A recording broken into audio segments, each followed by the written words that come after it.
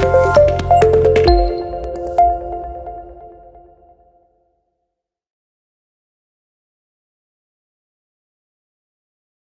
memang berperan penting dalam pembangunan, karena pada saat apalagi sekarang ya, misalnya atau pada saat sesudah Perang Dunia Kedua, negara-negara berkembang itu umumnya ingin memperkuat infrastruktur komunikasi karena mereka perlu untuk mempunyai stasiun radio, untuk media elektronik, dan sekarang justru di masa sekarang perlu ada media hibrida ya, hampir semua negara mempunyai hal itu. Nah, untuk proses komunikasi, kita memerlukan analisis media. Apa saja sih yang diperlukan? Misalnya, apakah kalau di pelosok itu memang perlu media-media yang menggunakan internet. Nah, ternyata sekarang perlu, karena kan dengan situasi seperti ini, banyak kita baca di surat kabar bahwa banyak masyarakat yang di pelosok masih belum bisa anak-anak yang mendapat pendidikan dengan benar, anak-anak yang berkebutuhan khusus, dan sebagainya. Nah, bagaimana organisasi kepemilikan media? Kita juga perlu mengetahui hal itu. Karena apakah dimiliki, ya pemerintah pasti memiliki, apakah juga ada yang dimiliki oleh pengusaha, penguasa partai, kan seperti TV One, gitu kan ya, kan dimiliki juga oleh pengusaha. Dan kemudian dukungan finansial dan proses pengambilan keputusan dalam memproduksi, dalam hal ini konten ya, memproduksi media dan kontennya. Karena kita tidak boleh mengabaikan tujuan pembangunan nasional kita, harus searah dan harus sesuai, tidak boleh menyimpang. Karena itu untuk mengambil keputusan harus mengarah ke tujuan pembangunan nasional. Dan bagaimana peran komunikator di masyarakat, kita juga perlu mengetahui hal itu. Siapa tahu dalam menyampaikan pesan kita akan memakai opinion leader dulu, baru nanti mereka yang menyampaikan ke khalayak. Dan tujuan komunikasi untuk masa yang akan datang itu apa, gitu ya. Nah, saya lanjut dulu, nanti kita diskusi sesudahnya ya. Nah, kebijakan komunikasi itu juga dibutuhkan untuk menjadi acuan. Karena dalam hal ini, kebijakan itu undang-undang ya, peraturan, ketetapan-ketetapan. Nah, itu perlu untuk menjadi acuan dalam hal konten atau pesan dari media yang bersangkutan. Meskipun internet, dia juga mempunyai kan aturan-aturannya. Punya nggak kalau internet? Ada kan? Ya. Nah, sumber daya yang memproduksi itu juga perlu memahami acuan apa yang harus diacu, karena sumber daya ini adalah orang-orangnya ya yang memproduksi kontennya, dan kemudian apa saja yang dibutuhkan untuk bisa memproduksi konten, tergantung medianya tentunya ya. Nah, kemudian kebijakan komunikasi yang ada, yang disusun nantinya tuh semua harus mengarah untuk kepentingan publik, dan tentunya juga harus memahami apa saja yang dibutuhkan. Nah, ruang lingkup komunikasi di sini termasuk media massa yang untuk kebijakan ya, telekomunikasi, ICT, termasuk juga media sosial tentunya, dan komunikasi interpersonal, komunikasi kelompok, dan semua sumber daya yang digunakan di masyarakat untuk memungkinkan adanya informasi yang mengalir keluar dan juga masuk ya. Artinya di sini harus memperhatikan juga umpan balik yang masuk dari masyarakat. Karena kalau kita dengar kan misalnya arahnya hanya dari atas ke bawah. Nah, umpan balik tidak diabaikan saja. Nah, ini sekarang kan umpan balik harus diperhatikan karena harus relevan dengan kebutuhan masyarakat. Nah, tujuan komunikasi yang tadi sudah diungkapkan juga harus berkontribusi pada pembangunan nasional. Dalam hal ini memberi informasi, kemudian memberi pengetahuan, persuasi, menghibur, motivasi, dan merubah perilaku. Yang semua diharapkan dapat memberdayakan masyarakat. Nah, kebijakan komunikasi sendiri sebetulnya sudah ada sejak tahun 70, karena dia merupakan perangkat norma sosial yang dibentuk untuk memberi arah perilaku dari sistem komunikasi. Sistem komunikasi ya ini sistem komunikasi, apakah dia media cetak, ataukah media hibrida, ataukah media elektronik, telekomunikasi. Nah, biasanya tiap negara itu mempunyai kebijakannya sendiri-sendiri. Dan dia bisa diungkapkan juga baik secara eksplisit, yaitu dalam bentuk undang-undang ya, peraturan ketetapan, ataupun secara implisit. Nah, itu terbentuk dari nilai atau aturan-aturan budaya, dan biasanya juga akan dipatuhi. Nah, ini adalah beberapa definisi ya yang saya kutip di sini. Nanti Anda bisa baca juga dari buku-buku yang lain. Misalnya aturan, prinsip-prinsip, aturan-aturan, dan pedoman di mana sistem komunikasi dibangun secara khusus dalam kerangka yang lebih luas. Jadi dalam kerangka yang lebih luas karena media itu kan nggak hanya nggak hanya cetak. Jadi ada undang-undang pers, ada undang-undang penyiaran, ada undang-undang perfilman, mungkin ya undang-undang hak cipta, undang-undang pornografi, dan juga undang-undang untuk media internet. Nah, pedoman dan arahan untuk pembangunan pedesaan pada umumnya peran dan kemampuan komunikasi dari partisipan yang terlibat itu juga harus terlibat partisipannya. Karena partisipan diharapkan tidak hanya objek ya, di sini dia juga harus subjek karena dia harus bisa berdaya, dan potensi organisasi yang ada. Serta perkembangan media, dalam hal ini juga ada infrastruktur. Nah, bagaimana kaitan kebijakan komunikasi, operasi aktual, dan berfungsinya sistem komunikasi dalam masyarakat? Nah, bagaimana cara mereka digunakan?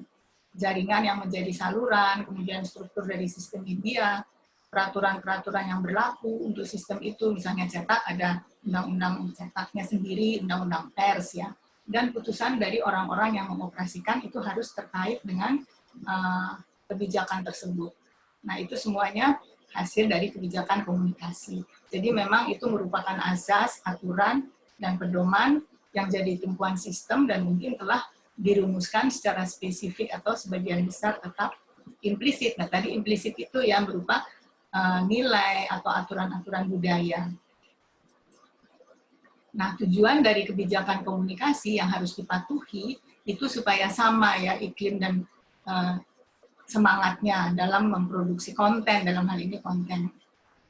Sehingga SDM dapat mengoptimalkan pendayagunaan orang yang membuat kontennya, jadi mereka bisa memahami apa sih tujuan dari pembangunan nasional, sehingga tidak menyimpang ya, supaya informasi yang dikemas dan disebarluaskan nantinya sesuai dengan kebutuhan sasaran. Dan juga membantu memberi arahan dalam koordinasi kerjasama antar lembaga, karena instansi biasanya dia kerjasama ya, misalnya Kominfo dia juga ada kerjasama dengan instansi yang lain pada saat akan merencanakan sesuatu ya.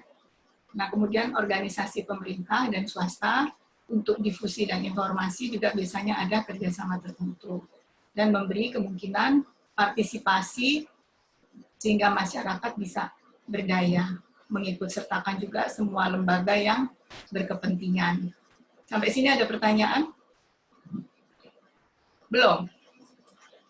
Nah, belum. Analisis kebijakan itu bisa dilakukan, yaitu melakukan dengan observasi, survei CAP ini knowledge, attitude, dan practice ya, practice itu keterampilan.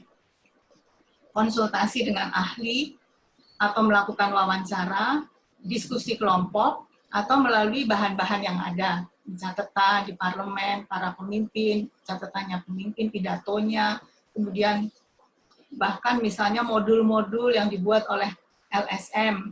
LSM sekarang juga ada yang membuat modul aksi desa untuk mengatasi konflik-konflik ya. Nah itu bisa dipelajari apabila itu sesuai dengan yang akan dianalisis, dan juga dari surat kabar. Nah, seandainya nanti Anda akan menganalisis kebijakan komunikasi yang ada dari satu program, nah analisisnya bisa dipilih apakah menggunakan observasi atau survei. Mungkin dengan situasi sekarang akan sulit gitu ya, Anda pergi karena takut kena corona ya mungkin, atau konsultasi kalau melalui video call misalnya bisa, terus wawancara, kalau melalui video call, dan juga dari bahan-bahan ini ya, mungkin ini bisa dipergunakan. Tapi kalau misalnya kebijakan yang ingin dianalisis dari kantornya sendiri, mungkin nggak sulit mungkin ya, bisa bertanya dengan teman-teman yang ada di kantornya.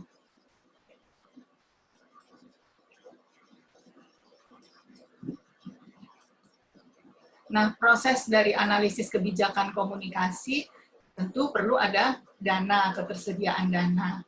Kemudian kebutuhan, apakah memang itu dibutuhkan? Kita akan menganalisis misalnya program pembuatan infrastruktur sampai ke pelosok. Nah, itu secara nasional saat ini memang dibutuhkan ya. Dan juga instansi terkait, instansi apa yang akan melakukan itu. Nah, apakah itu prioritas? Nah, kita perlu menganalisis kalau dia memang prioritas. Kemudian apakah dia menjadi kebutuhan lokal dan sesuai dengan kondisi, maka itu kita dahulukan. Kemudian ketersediaan sumber daya dan fasilitas. Sumber daya tentunya ya di sini termasuk orang-orang yang mengoperasikannya ya, tenaga-tenaga supaya menjadi tenaga ahli yang handal, dan fasilitas yang ada. Kemudian kita juga perlu memahami kira-kira apa nih efek yang kita harapkan dari khalayak target. Kalau kita ingin memberdayakan, hanya sekedar informasi, mungkin harus ada perencanaan yang selanjutnya lagi ya. Karena sesudah kita membuat kebijakan, biasanya kita melakukan perencanaan. Kemudian strateginya apa. Kemudian respon khalayak juga harus seperti apa. Kita perlu menganalisa hal itu. Dan pengalaman sebelumnya, kalau misalnya, oh sudah pernah nih membuat infrastruktur atau sudah pernah melakukan sesuatu, terus kemudian dia bagus, nah sekarang kita mau melakukan lagi, kita lihat, atau oh dia tidak begitu berhasil, kita bisa membuatnya lebih bagus, karena tentu ada evaluasi dalam hal ini, jadi dari pengalaman yang sebelumnya. Nah, apa yang dibutuhkan ya, kebijakan komunikasi seperti apa yang dibutuhkan di pedesaan, yaitu mengupayakan agar masyarakat desa itu bisa punya akses terhadap informasi yang relevan dengan kebutuhannya. Jadi, aturan-aturan yang dibuat harus memperhatikan hal ini. Kemudian masyarakat juga dapat punya keterampilan dan kemampuan untuk memanfaatkan informasi. Mereka mampu memformulasi data, punya pengetahuan, dan dapat menyampaikan kebutuhannya. Kemudian mampu berkomunikasi juga dengan berbagai media melalui saluran yang ada di lokasi, sehingga mungkin juga adanya media komunitas. Karena kita ini di komunikasi, kita juga perlu memahami ya, misalnya, oh ada media apa sih nih yang bisa membuat mereka mampu berkomunikasi. Ada satu penelitian ya, dibuat oleh kakak kelasnya, dan itu cukup, dan itu bagus ya.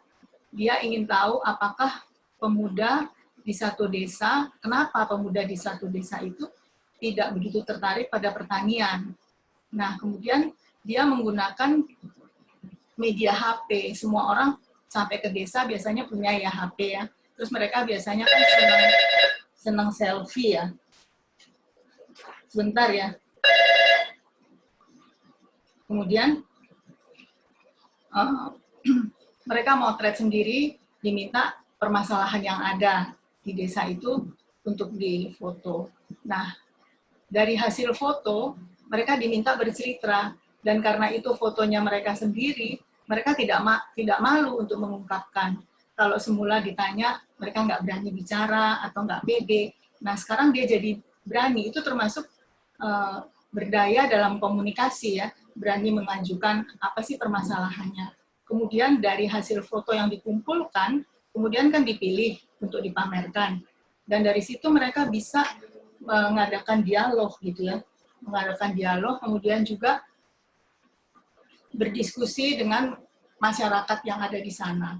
Dan pada saat dipamerkan, pemerintah setempat atau Pemda diundang, mereka juga bisa mengemukakan masalahnya. Nah, itu yang dimaksud bisa berdaya ya, komunikasi. Karena mereka mengemukakan, itu kan komunikasi. Dan apa yang dikemukakan, itu menjadi umpan balik bagi pemerintah di sana.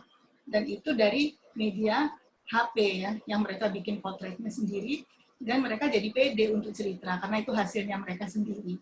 Nah, itu ya antara lain salah satu ya. Dan dari situ bisa diketahui nanti apa sih yang dibutuhkan. Oh, mereka mungkin memotret hal-hal yang dianggap biasa, ya motret sampah yang berserakan. Tapi dari situ kemudian sampah itu bisa dibuat menjadi pupuk. Jadi ada solusi. Ya. Nah, diharapkan juga nanti mampu berkomunikasi dengan berbagai media melalui saluran yang ada. Nah, ini salah satunya dengan HP, kemudian mereka bisa berkomunikasi lagi dengan yang hal lain. Seandainya mereka punya stasiun untuk radio untuk sebagai media komunitas, mereka bisa menceritakan nanti untuk disebarkan pada khalayak yang ada di sana. Apakah di sini ada juga yang sudah pernah aktif di media komunitas? Belum tahu. Saya dulu pernah ke satu desa ya, di Pacet.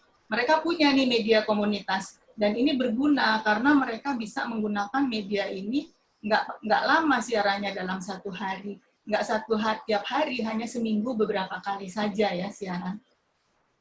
Tapi mereka bisa dengan media ini, misalnya waktu itu sih karena takut ada gempa ya, jadi mereka menggunakan media komunitas berupa radio, berupa stasiun radio.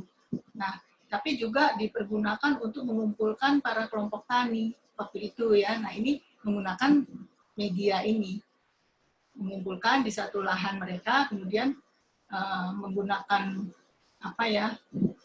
mengundang juga penyuluh, sehingga hasilnya, kebetulan itu petani sayuran ya, hasilnya mereka bisa menjual panennya ke supermarket. Jadi mereka dapat untung yang lumayan. Ya.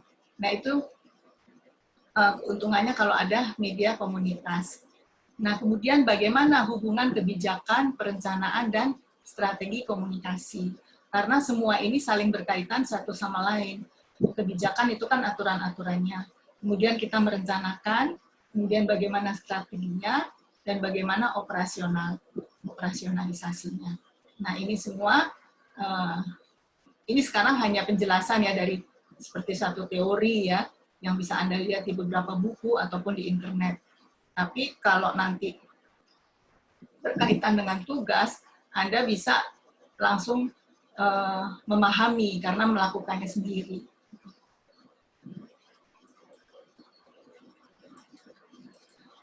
Nah, sekarang kita sampai pada perencanaan. Kalau tadi kebijakan itu adalah aturan, ketetapan, undang-undang ya.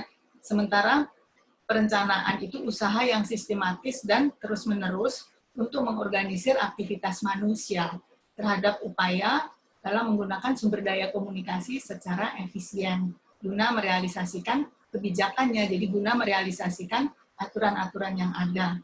Jadi misalnya ada satu program, tentu ada aturannya, kan bagaimana sih mendiseminasikan program itu, menggunakan media apa sih. Nah, nanti itu misalnya di kebijakan aturan itu disebut, sudah dilihat nih di lokasi, oh ternyata dibutuhkan media yang pakai gambar. Nah, nanti dalam perencanaannya bisa menggunakan media cetak yang ada gambar atau dengan media sosial yang bisa didesain dengan gambar-gambar. Nah, seperti itu yang maksudnya dengan perencanaan komunikasi.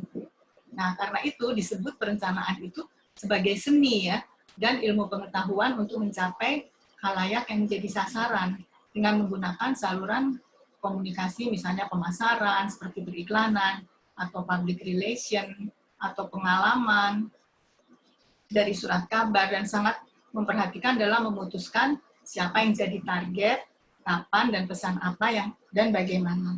Karena kita perlu tahu dalam hal ini, misalnya target khalayak. Kalau kita punya program, seperti dulu tuh pernah ada program harus banyak makan ikan untuk orang-orang yang ada di pesisir ya. Nah, tapi mereka memberikannya begitu saja langsung kepada publik.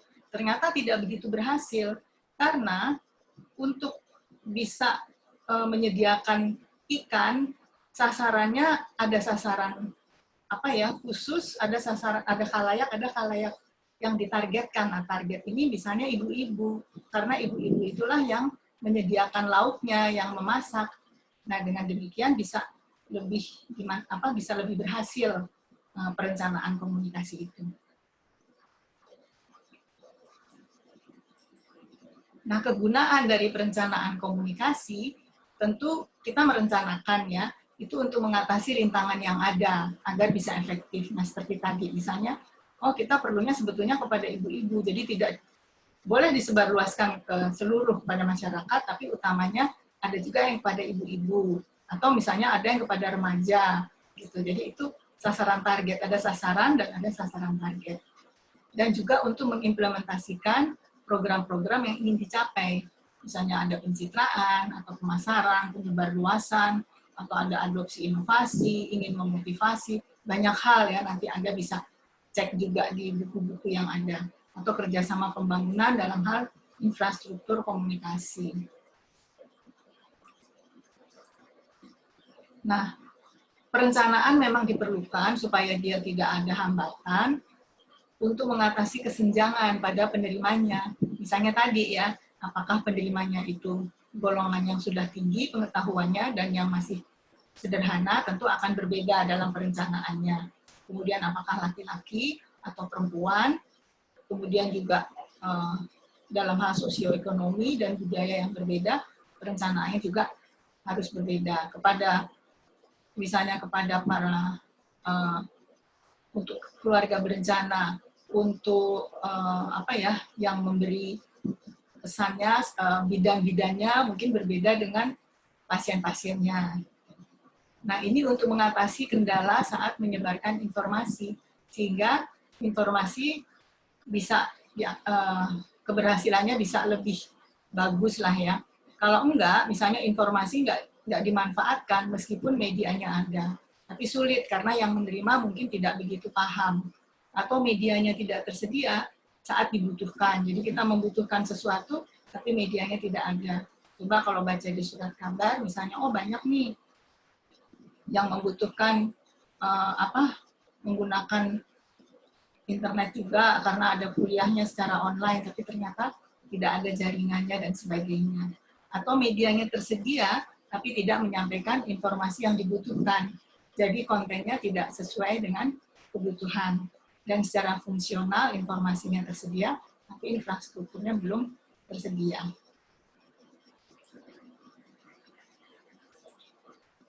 Nah, dalam menyusun perencanaan komunikasi, kita perlu memperhatikan pada saat kita menyusun ya, ada kebijakan, kemudian kita menyusunnya.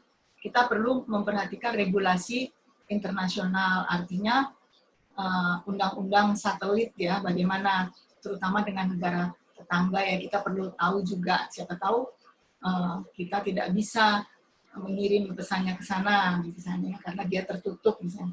Kemudian kebijakan nasional yang terkait dengan media seperti tadi ada undang-undang pers, ada undang-undang penyiaran dan sebagainya. Dan desentralisasi, bagaimana mengkoordinasikan dari atas ke bawah. Koordinasi bagaimana pekerjaan bisa saling terkoordinir antara instansi yang terkait atau organisasi yang terkait dengan yang lainnya, karena harus ada kerjasama ya dalam hal ini. Kemudian bagaimana mendistribusikan, misalnya untuk memasang telekomunikasi, bagaimana distribusinya, apakah dari pusat dulu, kemudian baru ke kota, kabupaten, RT, RW, RT, dan sebagainya. Nah itu bagaimana distribusinya, itu harus diketahui dalam perencanaan. Dan ada partisipasi dan umpan balik yang diharapkan itu ya, karena partisipasi diharapkan masyarakat tidak pasif ya dalam hal ini. Dan umpan balik harus dibuka ruangan untuk umpan balik, sehingga tidak menjadi satu arah, pesannya tidak hanya satu arah saja, nanti hanya top down ya, tidak diharapkan seperti itu.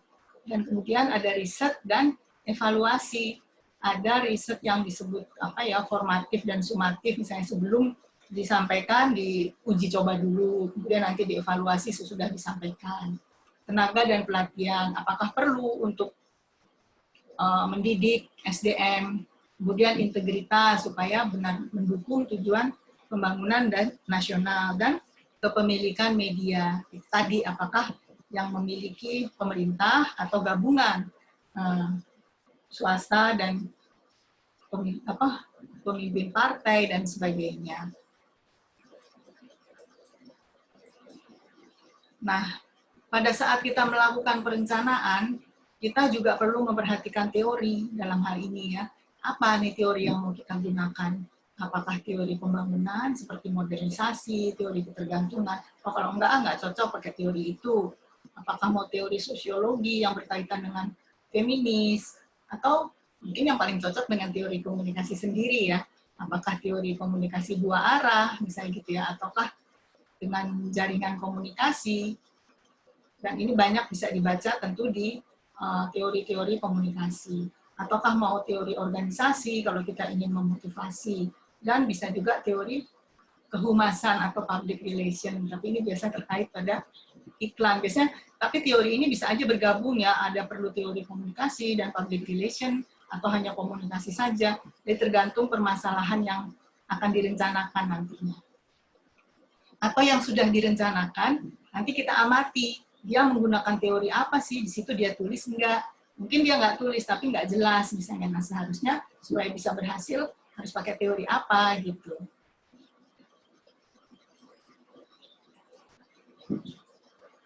Nah, ruang lingkup dari perencanaan komunikasi itu termasuk industri media elektronik, industri percetakan, pencitraan melalui public relation, periklanan, dan ide-ide pembangunan ya, bisa pertanian, kesehatan, pendidikan, lingkungan hidup, peningkatan peran wanita, dan penyelesaian krisis dan konflik. Karena ini juga ada komunikasi semua di sini ya. Misalnya menyelesaikan konflik mengenai tanah, komunikasinya siapa dengan siapa gitu. Bisa dianalisis juga. Nah, komponen dari sistem komunikasi ini masih sama dengan kebijakan ya, ada media cetak, radio dan televisi, film, media sosial, internet ya tentu, telepon, telekomunikasi dan pos ya di Ditjen Pos. Nah, untuk promosi yang lainnya kita bisa menggunakan poster. Kalau kita merencanakan ya untuk memotivasi atau untuk memberi atau mempersuasi, bisa dengan poster, bisa dengan spanduk, dengan stiker kendaraan, perangko, kalender, tas belanja, gantungan kunci, iklan pada buku telepon. Nah, misalnya saja sekarang kita tahu ada 3M. Apa tuh, pakai masker, cuci tangan, menjaga jarak. Itu kan ada ya di mana-mana ya. Apakah berupa poster atau berupa apapun ya. Nah, itu termasuk juga ya satu perencanaan untuk membuat masyarakat mematuhi hal itu. Nah, melalui kebijakan dan perencanaan, komunikasi tentunya diharapkan itu bisa digunakan secara sistematis untuk alat bantu, untuk mendukung pembangunan nasional. Masyarakat tidak hanya menerima, tapi juga bisa ada motivasi ya, karena kita mengharap mereka ikut berpartisipasi untuk berkontribusi dan berpartisipasi dalam program pembangunan nasional. Dan ada kerjasama dan koordinasi antara organisasi di sektor publik dan private. Private nih maksudnya ya macam LSM ya, dalam mengumpulkan, memproses, dan mendiseminasikan informasi. Jadi informasi dikumpulkan, kemudian diproses, baru disebarluaskan. Nah, ini daftar pustaka yang ini ingin saya jelaskan. Daftar pustaka ini nantinya Anda boleh aja ya cari dari buku lain yang sekiranya masih ada terkait ya tentang perencanaan dan kebijakan. Jadi tidak terpaku pada yang ada di sini, atau dari internet itu juga bisa.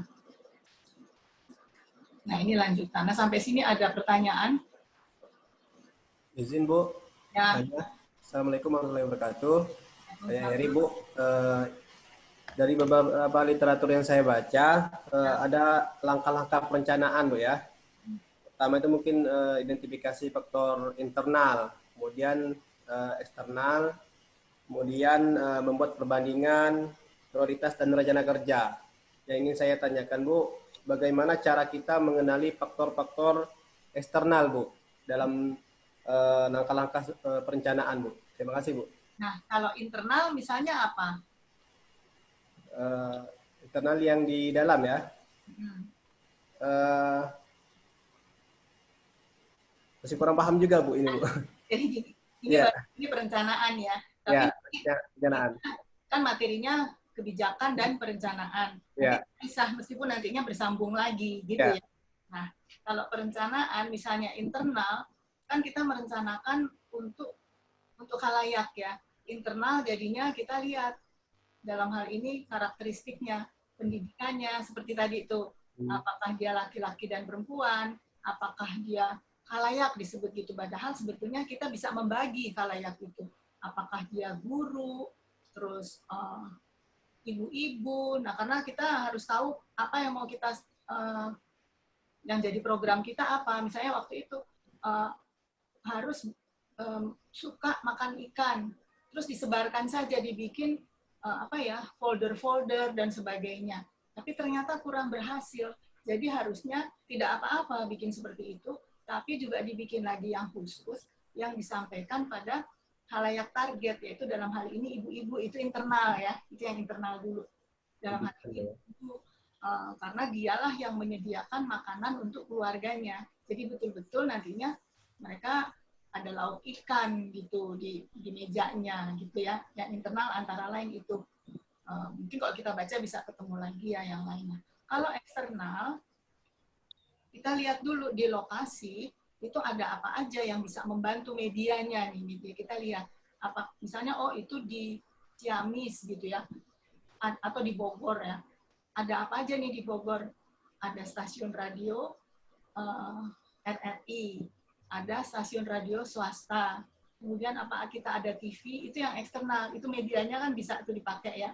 Nah tentu kita jangan lupa media sosial, pasti ada, semua orang punya HP kan, media sosialnya dipergunakan enggak. Nah itu nanti kita bisa ya kita mendata, karena sulit kita bisa tanya ke telepon misalnya ya, telepon kemana gitu. Karena sekarang RRI katanya juga fokus siarannya itu mengenai masalah COVID ya. Tapi saya nggak ngecek lebih jauh ya, tapi khusus sebagian besar mengenai itu. Karena kan Bogor terus-terusan merah. Nah, jadi dia membuat siaran yang selalu terkait dengan itu. Misalnya kalau itu yang eksternal ya, misalnya di program radio itu kan ada sandiwara, ada warta, ada dialog macam-macam ya, ada musik.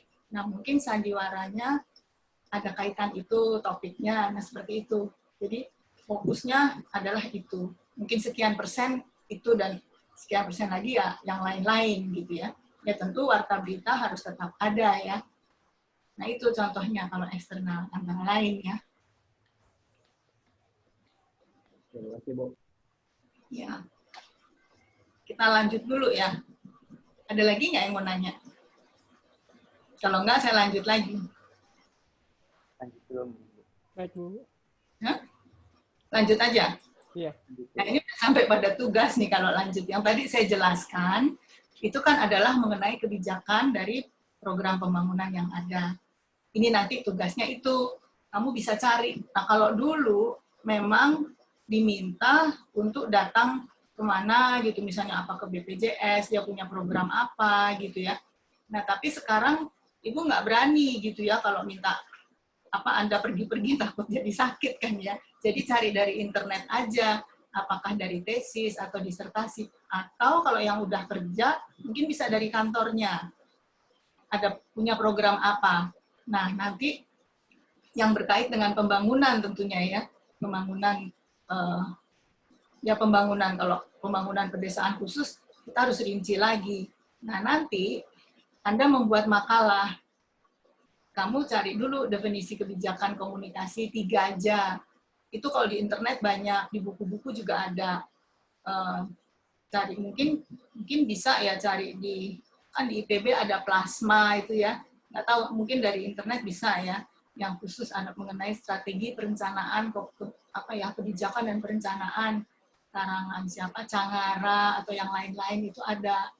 Kemudian dari program yang ada harus dijelaskan, ini ada program apa gitu. Misalnya ada program yang waktu itu ada tuh misalnya yang makan ikan itu ya. Kelebihan dan kelemahannya apa? Kan kita baca nih programnya.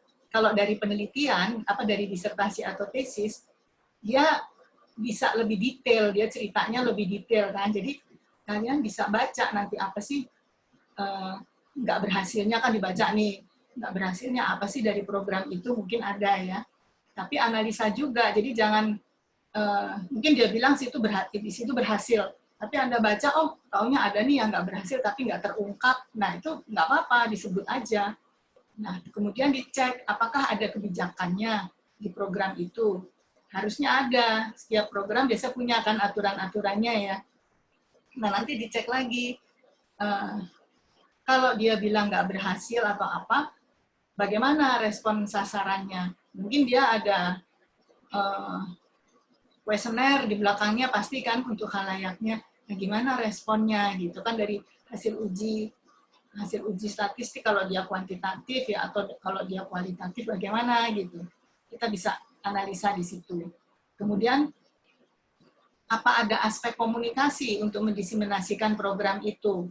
Nah, kalau dia mendiseminasikannya menggunakan folder, menggunakan media macam-macam gitu ya, ada radio juga, ada melalui WA, mungkin melalui Instagram. Nah, berarti dia menggunakan itu aspek komunikasi. Tapi mungkin disebut ya, tapi mungkin enggak, di kebijakannya tidak disebut. Nah, kita harus lebih mengutamakan saat ini untuk media sosial juga ya, untuk media hibrida. Karena sekarang banyak kan pesan-pesan melalui itu ya, terutama yang terkait dengan ini, corona ya. Nah, kalau Anda cek nanti ya, dari program yang ada itu, yang Anda pilih, terus ada nih kelemahan-kelemahannya. Menurut Anda, solusinya apa pada kelemahan itu? Mungkin penelitian itu sudah bilang, oh dia harus ada solusi gini. Tapi mungkin aja Anda bisa menemukan lagi satu solusi yang belum ditulis di disertasi atau di tesis itu. Siapa tahu gitu, itu akan lebih bagus kan. Kemudian, nah itu menjadi usulan Anda gitu, untuk mengatasi kelemahan yang ada. Tapi dalam aspek komunikasi, misalnya, oh di sini kurang, dia tidak menghubungi tokoh masyarakat, misalnya itu adalah program yang perlu ada tokoh masyarakat ya, dia tidak menghubungi itu, misalnya gitu. Nah, kemudian media komunikasi yang dibutuhkan menurut Anda untuk diseminasi programnya itu apa? Nah, bagaimana dengan media sosial? Digunakan enggak? Misalnya di penelitiannya ini dia bilang enggak, tapi Anda bisa menambahkan saat ini bisa tuh dengan menggunakan media sosial, misalnya seperti contohnya apa kayak gitu ya, ataukah Instagram atau apa, itu bisa juga digunakan. Nah, kemudian metode yang digunakan untuk menganalisis kebijakan ini. Nah, tadi kan ada metode bermacam-macam ya, ada observasi, ada wawancara, ada survei untuk knowledge, attitude, dan practice, tapi itu terhadap khalayaknya ya. Nah, nanti Anda cek si program itu mengobservasi seperti itu tidak, pengetahuan, kemudian sikap dan keterampilan dari sasarannya sebelumnya gitu. Dia cerita enggak? Kalau dia nggak cerita, itu merupakan kelemahan, harusnya dia cerita gitu. Misalnya, oh dia nggak cerita nih, terus bahasa yang digunakan pada medianya terlalu rumit, nah berarti makanya kurang berhasil. Nah itu Anda bisa kemukakan sebagai usul Anda. Kemudian apa daftar pustaka yang Anda gunakan untuk nanti menganalisis program ini. Tapi baru kebijakannya yang kita lihat ya. Apakah itu kebijakannya seperti apa, aturan-aturan dari program itu apa gitu. Nah itu yang Anda analisa. Kita belum sampai pada merencanakan, baru-baru melihat kebijakannya saja. Nah sampai sini paham atau belum? Paham, benar. Ibu, untuk yang metode tadi Bu, yang apa metodenya, saya masih kurang paham Bu. Yang TAP itu? Yang paling terakhir, apa metode yang dapat digunakan? Tunggu, ini ya, apa metode yang dapat digunakan untuk menganalisis kebijakan komunikasi. Nah sebetulnya di sini saya tulis sih metode untuk menganalisis kebijakan komunikasi itu ada, ntar saya cek ya, ada observasi. Nanti kan dibagikan ya ininya ya materinya, ada observasi, kemudian ada survei, CAP itu pengetahuan, sikap, dan praktik keterampilan. Tapi itu knowledge, attitude, dan practice ya. Kemudian ada juga konsultasi dengan ahli. Nah itu kita bisa termasuk metode kita konsultasi dengan ahlinya. Dengan siapa? Misalnya kita mau melihat mengenai eh, program apa sih BPJS. Nah, kita datang terus kita konsultasi dengan orang yang ada di situ yang kemungkinan dia ada di bagian yang memang mendiseminasikan gitu ya. Nah, itu termasuk tuh konsultasi dengan ahli. Terus itu juga adalah wawancara. Kan kita melakukan wawancara kan. Kemudian bahan-bahan kita bisa baca dari apa ya, dari laporan yang ada, dari surat kabar ataupun dari berita-berita. Nah, itu metode yang bisa kita pakai untuk menganalisis program itu. Itu antara lain. Baik, Bu. Terima kasih. Nah, nanti, saya cek dulu ya. Nah, nanti Anda membuat kelompok. Tadi saya sudah tanya sama ketua kelas. Paling bisa jadi 3 kelompok. Ya, di 3 kelompok. Nanti minggu depan Anda presentasi. Jadi Anda bikin makalah, kemudian bisa kirim ke alamat email saya pada tanggal 23-nya, berarti hari Rebo ya. Tapi buat PPT, jadi 3 kelompok presentasi, giliran gitu, ngatur aja siapa yang mau lebih dulu.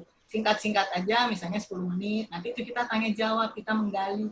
Kalau misalnya, oh ternyata masih mau diperbaiki, nggak masalah, perbaiki dulu gitu ya, nanti dikirim lagi ke saya. Nah, materi yang saya bilang ini bisa dari disertasi atau tesis. Nah, harus ditulis ya, penulisnya siapa, tahunnya siapa. Tapi kalau saya nggak bilang jurnal di sini, karena kalau jurnal, dia singkat, dia terlalu singkat gitu. Padahal kita pengen tahu gitu ya. Tapi kalau Anda mau cek program yang ada di kantor, karena mudah berkomunikasi dengan teman-teman di sana, nggak apa-apa. Terus bisa difoto, dikirim, nggak masalah bacanya. Tapi ditulis programnya itu apa gitu. Kan program banyak ya sekarang yang macam-macam. Ada program apa, kantor apa, itu ada program apa. Nah itu. Nah kemudian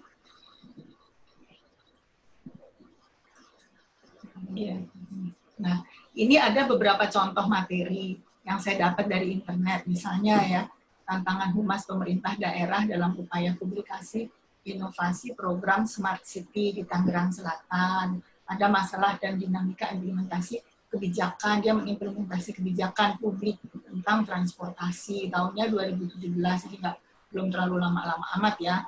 Kemudian implementasi kualitas kebijakan publik dalam Perda di Ciamis tentang kebersihan dan keindahan. Ada perencanaan program pemerintah Palembang dalam kampanye program Palembang Emas. Nah ini hanya contoh. Anda mau cari yang lain nggak masalah. Kalau Anda bisa dapat juga komplit, yang ini juga nggak apa-apa. Saya bisa menganalisisnya sesuai yang tadi itu ya. Nah, tentu materinya ini belum tentu dari komunikasi ya, siapa tahu dari administrasi atau dari apa.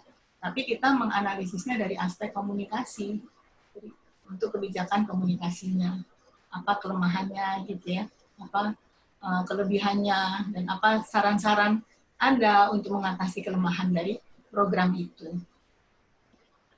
Nah, nanti sesudah itu selesai, kan Anda presentasi nih minggu depan. Nanti minggu berikutnya saya menjelaskan mengenai perencanaan. Jadi dari kita bisa bersambung gitu. Jadi program itu Anda bisa pilih. Nantinya Anda bisa pilih bagaimana sih merencanakan yang menurut Anda lebih bagus gitu. Jadi kita bisa bikin perencanaan yang baru dari program yang sudah ada itu sebagai latihan gitu. Jadi tadi itu kan misalnya, oh, apa sih yang internal, apa sih yang eksternal, nah, nanti bisa saya kasih panduannya, nanti Anda tinggal membuat. Jadi sebetulnya kalau digabung, yang ini kebijakan, terus ini perencanaannya. Jadi kalau ininya dari satu, jadi Anda nggak capek-capek lagi cari gitu ya. Dari yang ini kita minggu depan analisis kebijakannya, minggu depan saya jelaskan mengenai perencanaan, minggu depan lagi Anda presentasi mengenai yang perencanaan itu, tapi masih tersambung dengan ini kalau masih bisa sesuai gitu dengan yang sudah dianalisis kebijakannya. Nah, sampai sini ada pertanyaan, masih banyak waktu buat diskusi. Kalau saya ngomong terlalu cepat, kasih tahu ya. Ntar saya agak pelan ngomong. Bu, mohon maaf Bu, saya mau bertanya Bu. Ya. Ya Bu, itu yang pertama soal terkait dengan tugas. Jadi yang materi kan materi dikirimkan ke Ibu kan, ke email, itu berupa Makalah. Makalah, oke. Ya, berupa Nah, nanti presentasinya baru PPT, Bu ya. PPT-nya pas presentasi PPT. Nah, nanti pada saat Anda presentasi kan ada masukan, terus Anda pikir, wah kayaknya kurang nih, masih ada kekurangan, ya perbaiki aja makalahnya, nanti kirim lagi. Tapi kasih tahu itu makalah revisi gitu. Jadi saya, oh ini perbaikan. Kalau nggak saya bingung kan ini yang mana gitu. Oh iya Bu, terus selanjutnya Bu terkait dengan kebijakan ya Bu ya. Ini saya ingin bertanya Bu. Contoh misalnya di kita di Jakarta dengan pusat itu rata-rata kebijakannya selalu berbenturan terkait dengan misalnya PSBB, taruhlah begitu. Gubernur DKI misalnya dia menerapkan PSBB tapi kemudian pusat setengah hati lah bisa dikatakan begitu, bahkan banyak dikritik oleh pemerintah pusat dari menteri dan seterusnya. Nah, menurut Ibu ketika ada konflik kebijakan yang itu deadlock antara pusat atau daerah, atau mungkin kita bisa ke struktur bawah misalnya di pemerintahan desa dengan pemerintahan daerah setempatnya, apa yang kira-kira harus kita lakukan atau masyarakat ikuti terkait dengan kebijakan dan implementasi program yang terjadi jika ada konflik kebijakan di daerah tersebut. Terima kasih, Bu. Jadi nanti Anda lihat, ada cerita misalnya, oh itu ya kebijakan yang dipilih. Cerita akan, oh ada. Nah, kita lihat lagi di sini, di atas-atas ini. Kan saya juga sebut deh kayaknya kalau kebijakan harus memperhatikan bagaimana, atau bagaimana sih pengaturannya, bagaimana itu ya aturan-aturannya. Kita bisa cek nanti. Nah, berarti dia mungkin itu ada di perencanaan ya, tapi nggak apa-apa deh kalau mau dipergunakan ya, karena kan ada dijelaskan di sini. Mungkin dia tidak memperhatikan apa ya distribusi tugasnya atau dari atas ke bawahnya bagaimana.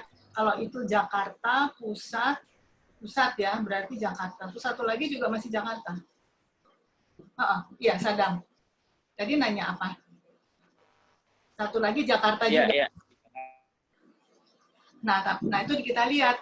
Nanti justru Anda mesti cek kelemahannya kenapa kok bisa seperti itu. Apakah pada saat menyampaikan, kan mesti tahu kalau misalnya PSBB, dia pakai contoh apa?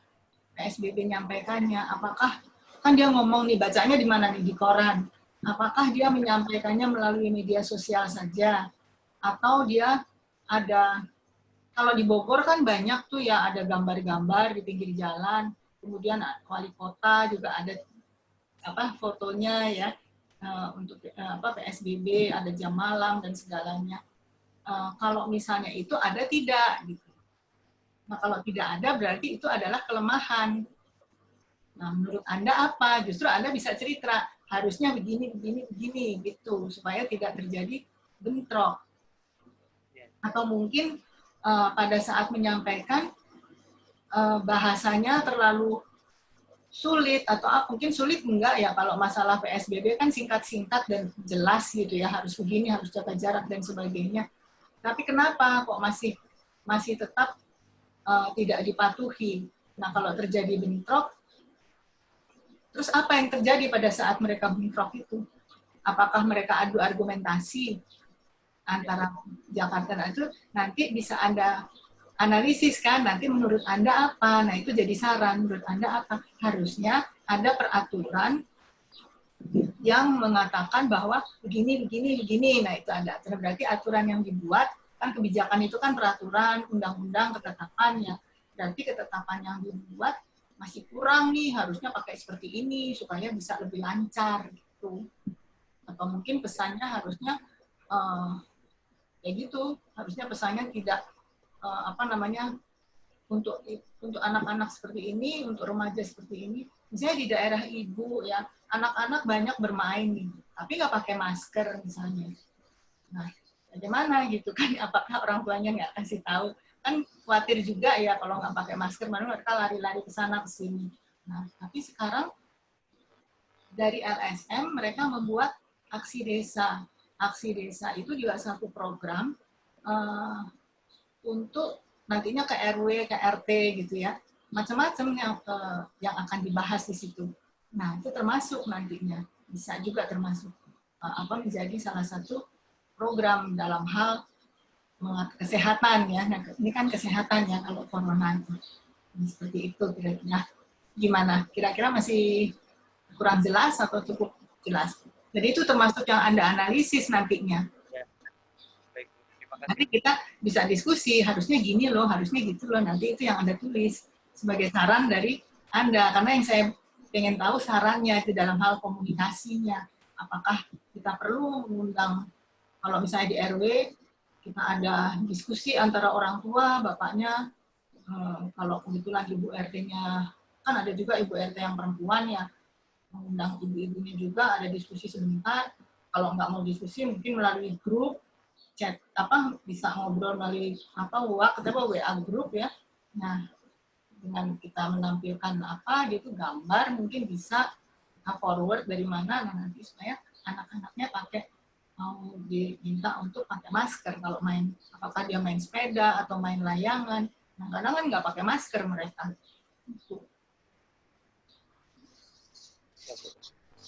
Jadi yang penting analisisnya bisa mendalam di sini. Kemudian solusinya apa? Dan utamakan sekarang ini sesuai situasi sekarang, media sosial hibrida itu memang banyak digunakan.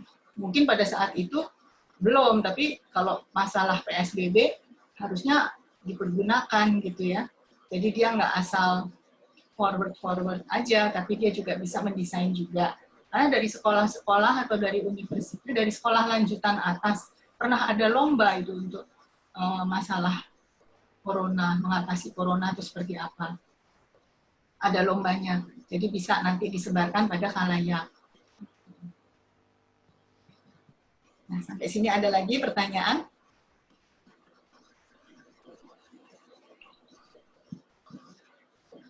Jadi semuanya memang ada 10 ya, satu kelas ya. Ini udah 10. Sudah, Bu. Sudah, Bu. 10. Tapi nggak kelihatan semua ya wajahnya. Ini Nadia Nur Suraya, kemudian Haikal, terus ini siapa nih? Sadam. Bukan Sadam, Heri, Kurnia, Galung. Ini siapa? Ini siapa ya? Esti, Hanika, Denisa. Ya. Jadi wanitanya ada berapa? Ada 3, Bu. Ada 3. Ya. Baik, nanti kita bisa diskusi lebih jauh ya, tentunya saya harapkan bisa mendalam gitu ya, melihat kebijakan. Dan untuk perencanaan, bagaimana teori yang digunakan itu baru ada pada perencanaan nantinya. Kira-kira teori apa yang bisa diaplikasikan kalau Anda rencana sesuatu sesuai program yang Anda pilih sekarang gitu untuk menganalisis kebijakannya. Ada lagi pertanyaan? Kita masih punya waktu. Izin, Bu. Ya. Tanya, misalkan kita ngambil program dari suatu dinas, misalkan, kan setelah ada kebijakan dari bupatinya, apakah itu bisa kita cantumkan juga di makalah itu, Bu? Untuk misalnya kebijakan. Boleh. Jadi ya. kalau programnya baru ya? Programnya baru misalnya. Boleh aja, nggak apa-apa. Iya, kalau dulu-dulu memang gitu, kita pergi. Hanya sekarang yang tadi Ibu bilang itu ya, kalau pergi, Ibu juga khawatir gitu, nanti Anda sakit atau apa gitu kan, saya khawatir. Tapi kalau berani ya nggak apa-apa, kalau berani gitu. Nah, kalau dapat dari satu dinas ya, boleh aja. Nanti mungkin bisa wawancara melalui video call atau melalui apa gitu, bisa nggak apa-apa, boleh dicantumkan. Nanti dianalisis gitu sesuai apa yang diminta.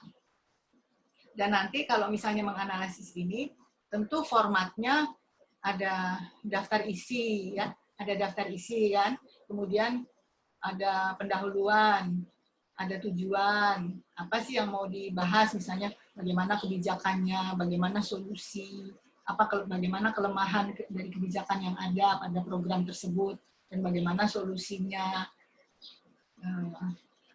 apa saja medianya, misalnya gitu. Kemudian bagaimana metode penulisan, yang mungkin metode penulisannya itu apakah berdasarkan referensi, gitu ya. Nah, Kemudian nanti sesudah itu pembahasan. Nah, terakhir ada simpulan, tentunya ada simpulan dan saran, terus ada daftar pustaka. Saya nggak tulis sih format, tapi format kan biasa ya, kuliah seperti kuliah-kuliah yang lain gitu. Nanti ada apa? Pakai daftar isi, kemudian ada judulnya. Gitu. Jangan lupa juga ditulis ini adalah program apa gitu, program dari mana, gitu. Harus ditulis tahun sekian. Jangan yang tahun lama kalau bisa, karena siapa tahu sudah pernah dibahas ya oleh kakak kelasnya. Ada lagi? Kuliah sudah berjalan berapa lama sih dengan yang lain-lain? Baru dua kali ya? Iya, Iya Bu, baru 2 minggu.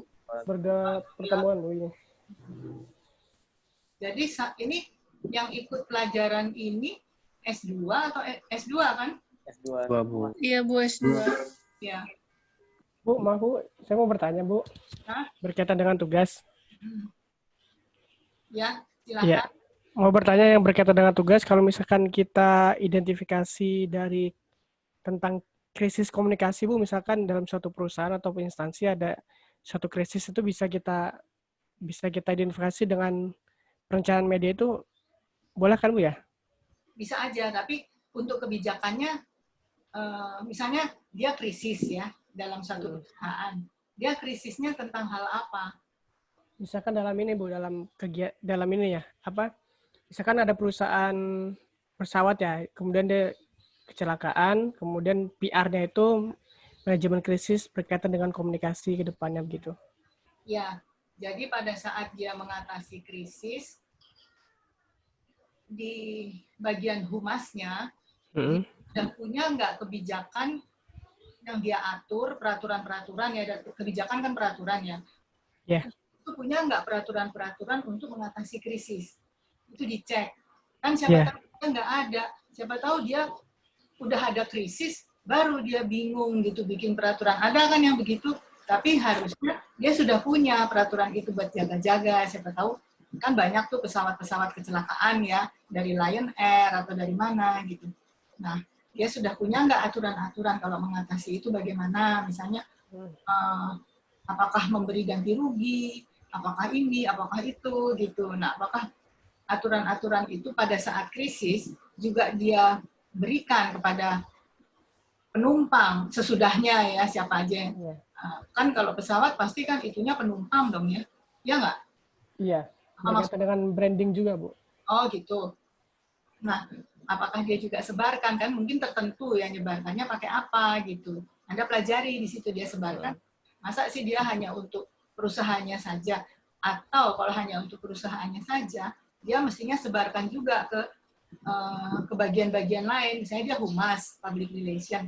Kan ada bagian kepegawaian, ada ke bagian keuangan. Nah, dia sebarkan nggak ke bagian-bagian itu? Dia pakai apa nih nyebarkannya, pakai media apa? Apakah hanya surat, pakai internet, ataukah apa? Itu kan termasuk komunikasi ya, menyebarkan dengan surat. Nah, itu Anda cek. Terus Anda berpikir, kok masih ada kelemahan nih, harusnya kebijakannya kurang nih apa? Nah, menurut Anda apa? Nah, Anda bisa tambahkan di situ, sudah Anda pelajari ya. Kemudian harusnya dia juga nggak menyebarkan hanya pakai surat aja, meskipun di perusahaan, dia juga bisa menyebarkan melalui newsletter. Nah, ada nggak newsletter? Newsletternya sebulan berapa kali? Kan di IPB juga ada tuh newsletter. Ada nggak di situ? Terus dia sebarkan nggak di situ di newsletter itu? Gitu. Jadi bisa aja asal Anda, kita belum merencanakan ya, baru mengamati dulu ya. Berarti kalau itu kan biasanya referensinya kan tentang ini Bu, artikel ataupun clipping berita ya, berita dari media massa. Jadi bisa kan menggunakan itu Bu ya, menggunakan bisa aja. Referensinya. Tapi untuk kebijakannya mungkin Anda perlu satu buku juga. Untuk kan saya minta juga nih ada definisi kebijakan. Iya. Nah, ini perlu bisa dari buku kan ini. Jadi nggak clipping aja. Nanti kalau penelitian, kalau cuma clipping aja, padahal penelitian dituntut harus ada buku kan untuk referensi. Iya, iya. Jadi harus belajar dari sekarang, baca juga bukunya gitu. Nah, terus kasih kebijakan, kemudian ternyata program itu dari Humas. Apa sih Humas? Nah, itu kan bisa dari buku kan? Diceritakan singkat, tapi ada buku. Jadi di samping clippingnya, yang kejadiannya, kemudian dari internet, berita-beritanya, tapi ada juga yang dari buku gitu. Apa sih Humas? Kan ada teorinya, oh Humas adalah gitu. Humas apa gitu, misalnya Humas perusahaan itu sebetulnya dia berfungsi begini-begini. Terus krisis itu sebetulnya apa sih? Kita kan bisa cari juga di buku kan. Jadi ada juga bukunya gitu. Terus dalam hal ini komunikasi, siapa tahu ada ketemu buku mengenai krisis komunikasi. Nanti bisa dicantumkan juga di situ bukunya. Cari aja di internet ada buku apa. Kalau bisa klik ke Plasma, mungkin bisa, saya nggak tahu ya caranya gimana.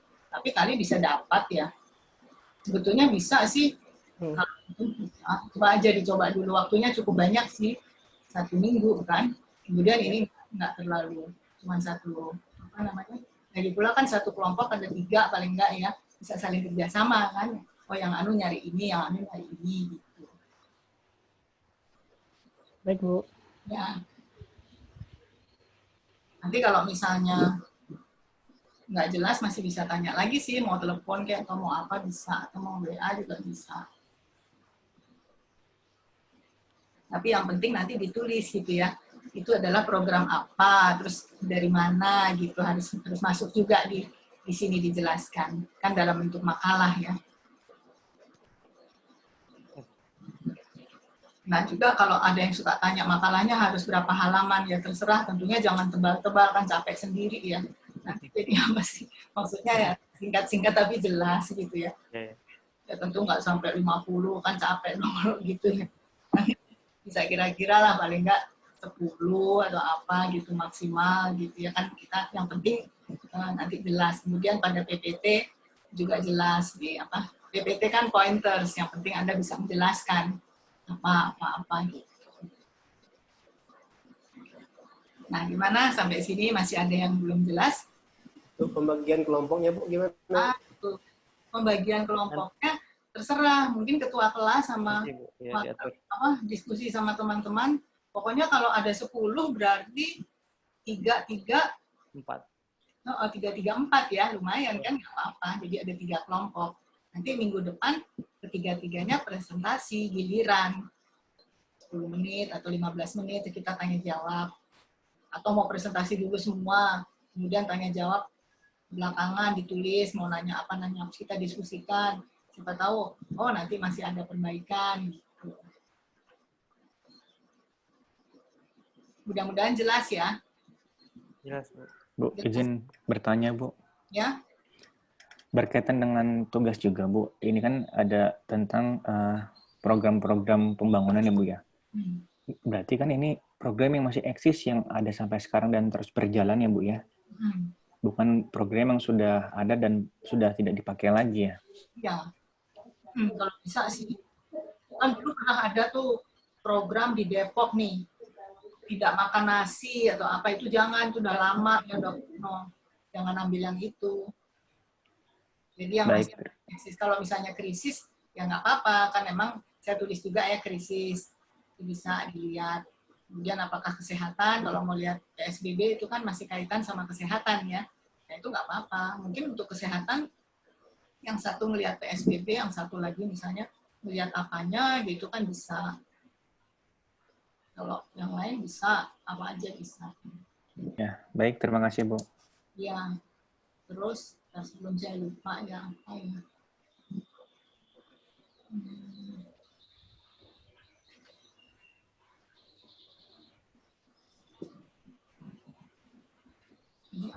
Oh, ini ya jangan lupa dikirim nih ya tanggal 23. Terus PPT-nya pada saat presentasi tanggal 24, kelompok bagi sendiri, yang ngatur sendiri deh kelompoknya. Terus siapa yang duluan juga ngatur sendiri gitu. Nggak masalah sih untuk saya.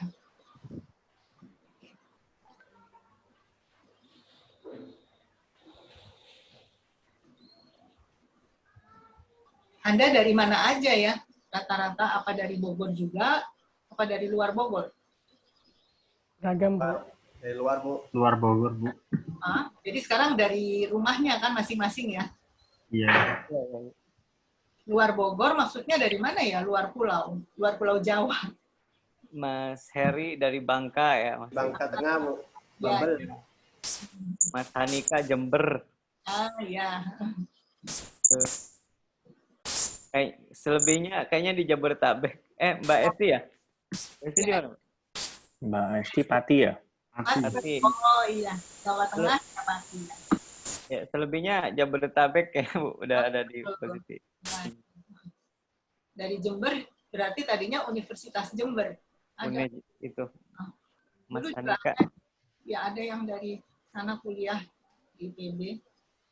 Iya, Bu.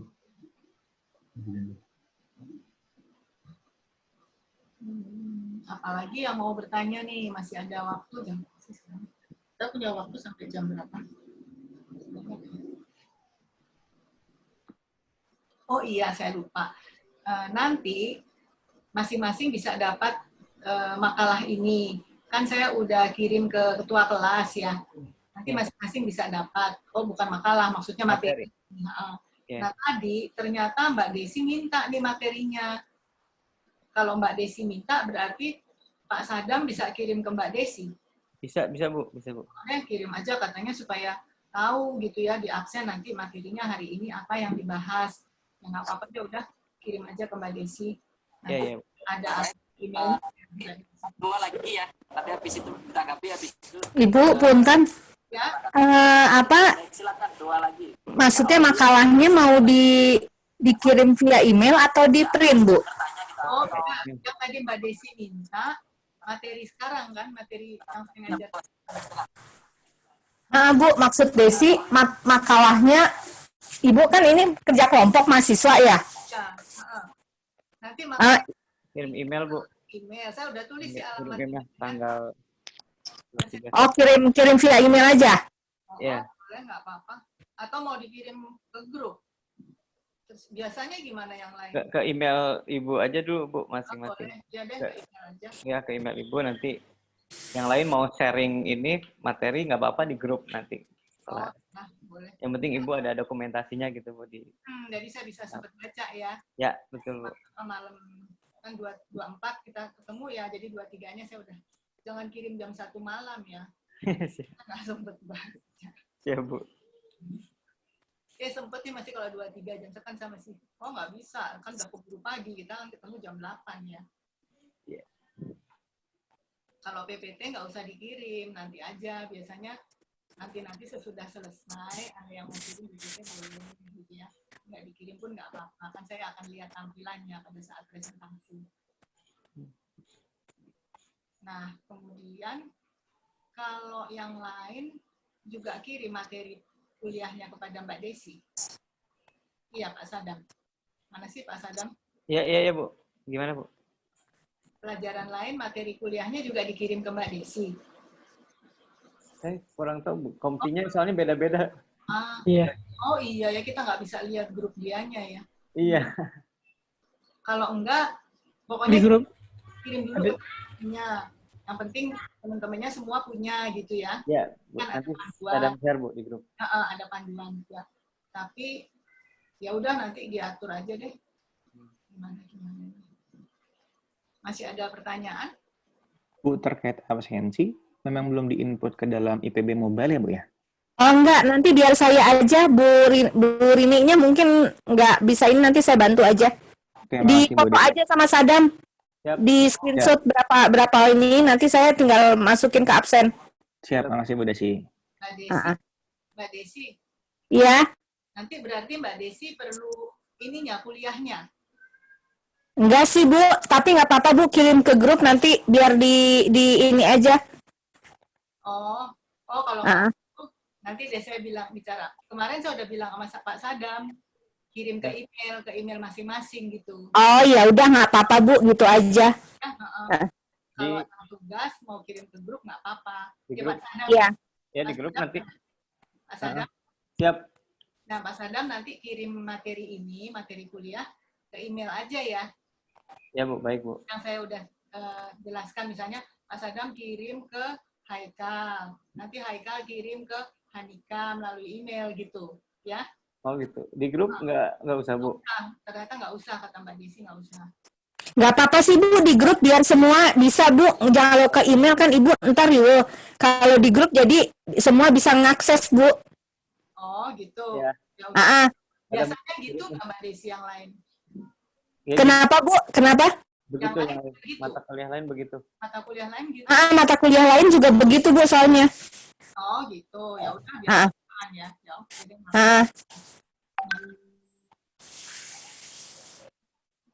Iya Bu, gitu aja. Ya, makasih Mbak Desi. Terus apa lagi yang mau ditanya?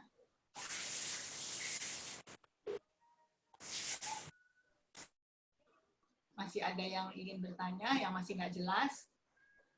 Kita masih bisa diskusi. Ini siapa? Denisa. Denisa, nggak ada pertanyaan? Udah jelas? Nggak ada, Bu. Nggak ada.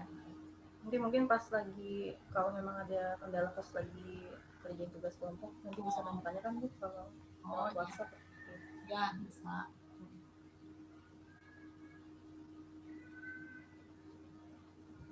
Kalau nggak ada, bagaimana? Udah, diakhiri aja nih. Udah nggak ada lagi yang mau tanya. Nanti jangan udah diakhiri, tahu-tahu ada yang mau nanya. Kalau absen yang ngurus Mbak Desi ya. Ya, Bu. Yang ngurus Desi Bu, ya. Nanti Ibu nggak bisa masuk IPB lecture kan, ntar Desi aja, gitu.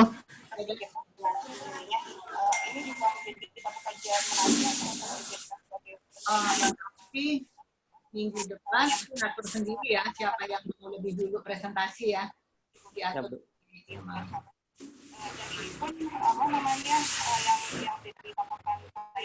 Kalau tidak ada lagi pertanyaan, mungkin saya akhiri saja ya.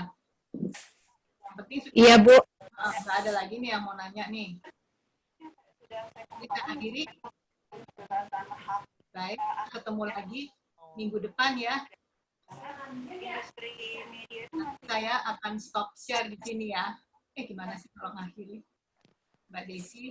Iya, yang di stop share aja Bu. Oh iya, ya udah kita ketemu lagi minggu depan ya.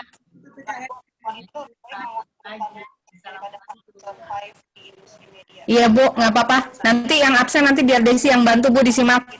Ya, makasih ya Mbak Desi ya. Iya Ibu. Alumni ya. Ya, siswa alumni. Bu Krisnari ini apakah nanti kalau seandainya ada pertanyaan lanjutan berkenan untuk di WhatsApp secara pribadi, Bu? Boleh tanya, boleh kan ada nomornya. Baik, terima kasih banyak Ibu Krisnari ini. Yang nanya Pak Haikal, ini Haikal ya? Iya. Oh Iya Bu. Saya tutup ya, nanti bisa tanya aja kalau masih nggak jelas. Ketemu minggu depan ya.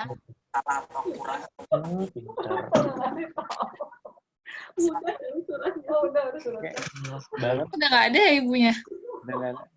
Ibunya masih ada tapi udah keluar. Nadia, astagfirullahaladzim. Iya, barusan. Kenapa sih Nadia? Kenapa sih Nadia? Kamu kenapa sih? Tahu Nadia benar-benar parah emang. Iya nih, mengerikan.